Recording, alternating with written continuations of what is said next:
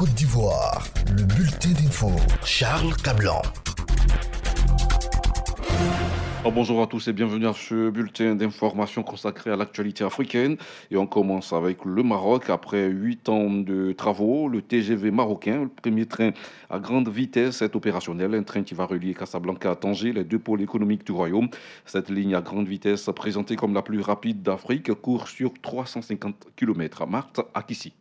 Il sera désormais plus facile de quitter Tanger pour Casablanca en seulement 2h30 au lieu de 5 heures de train. D'ici à la fin du mois de novembre, les premiers billets seront mis en vente et la ligne ouverte aux voyageurs ordinaires. D'un investissement de près de 2,3 milliards d'euros, le nouveau TGV marocain à moitié financé par la France va permettre de développer au niveau économique le pays et lutter contre le chômage des jeunes. Alors que certains Marocains applaudissent ce projet qu'ils qualifient d'avenir pour le Maroc, d'autres s'en plaignent.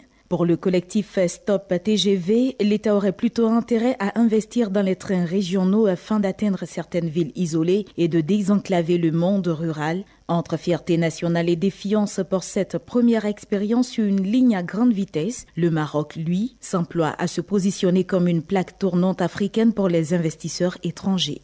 Le Sénégal s'est récemment vu confronté à des difficultés budgétaires, des difficultés liées à la hausse des cours mondiaux des produits pétroliers, une situation que l'opposition compte bien saisir à l'approche de l'élection présidentielle. Ange Kouadio.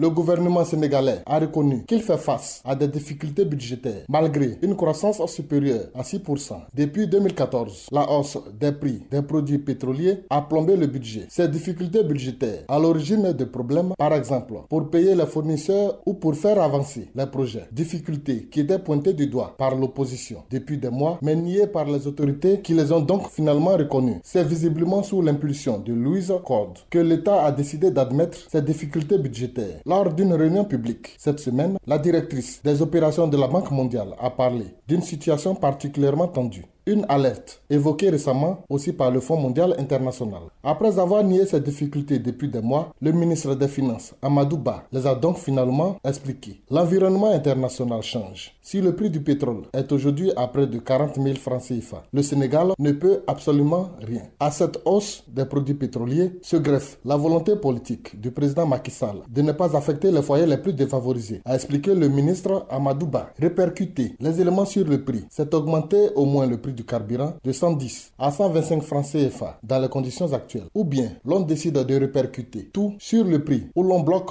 les prix comme l'a souhaité et comme l'a voulu le président de la République. Cela entraîne des tensions qui vont être corrigées au fur et à mesure que nous avancerons dans l'année 2019. L'État doit donc gérer au plus serré une situation complexe que l'opposition va sans aucun doute exploiter à 3 mois de l'élection présidentielle. Les gouverneurs du Nigeria ont rejeté un accord visant à porter le salaire minimum de 18 000 naira par mois à 30 000 naira, soit un peu plus de 470 000 francs CFA, ce qui pourrait déclencher de nouvelles grèves dans le pays. Lydie Kouadou. Les syndicats avaient annulé à la dernière minute une grande grève nationale début novembre, affirmant avoir trouvé un accord avec des représentants du gouvernement et du secteur privé pour augmenter de manière considérable le salaire minimum. Une commission avait rendu son rapport au président Muhammadu Buhari en campagne pour sa réélection en février prochain, qui avait garanti que son gouvernement étudierait cette proposition aussi rapidement que possible. Mais les 36 gouverneurs de cet État fédéral, qui ont à de nombreuses reprises signifié leur refus de cet accord, ont rejeté officiellement cette proposition. Ils ont décrit la hausse de salaire à 30 000 naira, soit 472 160 francs CFA, comme impraticable, à moins que les travailleurs ne consentent à réduire le nombre de salariés à travers tout le pays ou que le gouvernement fédéral lui-même ne revise ses attributions de budget aux États. Le gouverneur Abdelaziz Yari de l'État de Zamfara, dans le nord du pays, qui s'est exprimé au nom de ses collègues, a déclaré aux journalistes que la plupart des États avaient du mal à payer le salaire minimum actuel en dépit d'un énorme plan de sauvetage financier du gouvernement fédéral. Le Nigeria est le premier producteur de pétrole d'Afrique, exportant environ 2 millions de barils par jour, mais la plupart de ses plus de 180 millions d'habitants vivent dans l'immense pauvreté en raison de la mauvaise gestion et de la corruption. Et on termine avec l'Afrique du Sud, des briques fabriquées à partir d'urine humaine. C'est la dernière trouvaille de chercheurs sud-africains de l'Université du Cap qui travaillent sur des matériaux de construction durables et moins nuisibles pour l'environnement. Ces biobriques pourraient utilement remplacer les habituelles briques en terre cuite ou en béton. Denise de la Fafiette.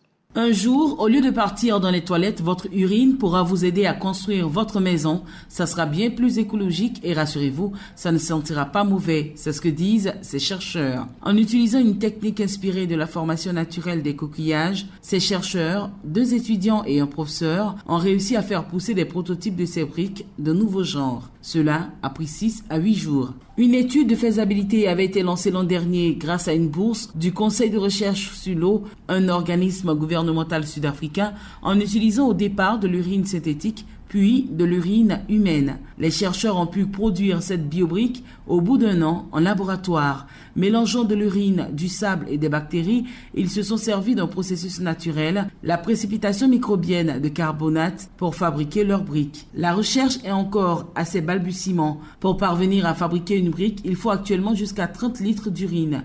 La matière première est récupérée grâce à un urinoir spécial réservé aux étudiants masculins de l'université. Les 3 premières briques ainsi réalisées à ce jour sont exposées, des blocs gris d'apparence et de poids semblables à des briques habituelles. Le matériau ressemble en tout point à du calcaire. C'était le bulletin d'info présenté par Charles Cablan.